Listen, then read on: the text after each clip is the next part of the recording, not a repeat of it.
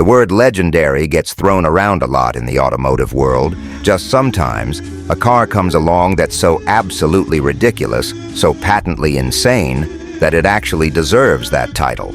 And in 1970, Plymouth created exactly that car, the Roadrunner Superbird. Now I know what you're thinking. Oh great, another video about that crazy wing car. But hold on, because this isn't just about that massive rear spoiler that looks like it was stolen from a Boeing factory.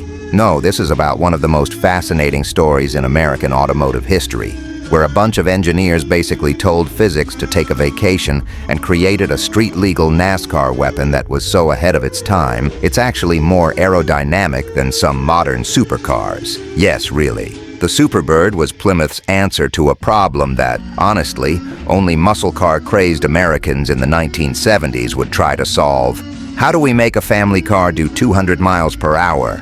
And boy oh boy did they come up with something special. But before we dive into this wild tale of aerodynamics and horsepower, let's cover some background on why Plymouth decided to strap a wing the size of a park bench to the back of their Roadrunner in the first place. You see, by 1969, NASCAR had become an all-out war between American manufacturers. Ford was dominating with their Torino Talladega, and Dodge had already fired back with their Charger Daytona. But Plymouth? They were getting absolutely destroyed on the high-speed ovals. And back then, the old saying, "Win on Sunday, sell on Monday," wasn't just a catchy phrase. It was literally how these companies moved metal off dealer lots. So Plymouth decided to do something that was, frankly, certifiably insane. They took their Roadrunner, a car that was already pretty wild in its own right, and turned it into something that looked like it belonged in a Looney Tunes episode. But the crazy thing, every single bizarre-looking piece of this car was actually backed by serious engineering.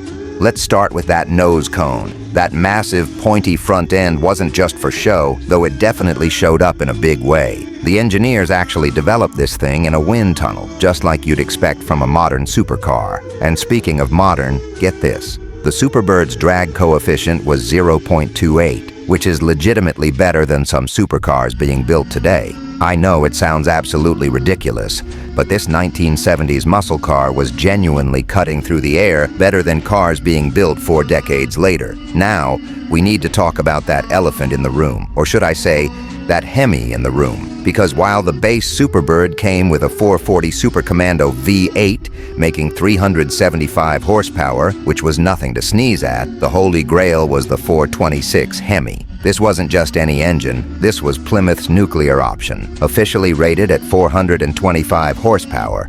But let's be real here, that number was quite highly underrated. In reality, these engines were pushing closer to 550 horses when they were really breathing. And this is where things get really interesting. Plymouth had to build these cars for the street to meet NASCAR's homologation rules. The rule book said they needed 1,920 cars built and sold to the public. Now, imagine walking into a Plymouth dealer in 1970 and seeing this thing sitting there. That massive wing wasn't just for show either.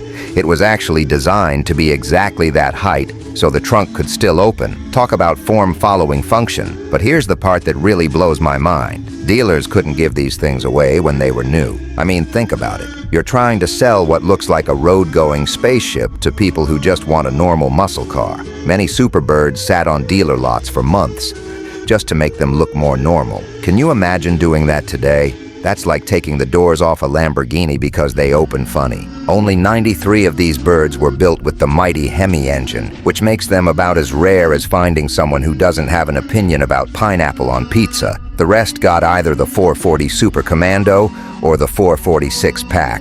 Both solid engines in their own right, but let's be honest. If you're buying a car this crazy, why not go all the way? On the track, this thing was an absolute monster. NASCAR drivers like Richard Petty were hitting speeds over 200 miles per hour, which in 1970 was just mind-bending. And they were doing this on bias-ply tires, which is kind of like trying to set a land speed record while wearing Crocs. It takes some serious courage. NASCAR changed the rules for 1971. They basically said, hey, these aero cars are too fast, so we're going to restrict engine sizes for them. It was like bringing a knife to a gunfight, and just like that, the Superbird's racing career was over almost as quickly as it began. And those cars that dealers couldn't give away in 1970, they're now some of the most valuable muscle cars on the planet. We're talking serious money here, like sell your house and maybe one of your kids' money. A Hemi Superbird in good condition today will easily fetch over $1 million at auction. Just a few months back, one sold for $1.65 million. That's a pretty solid return on investment for something that originally stickered for around $4,300. Looking at it now, the Superbird represents everything that was great about the muscle car era. It was excessive, it was outrageous, and it was built for one purpose: to absolutely dominate NASCAR. The fact that they had to sell it to the public was just a happy accident that gave us one of the most iconic muscle cars ever made.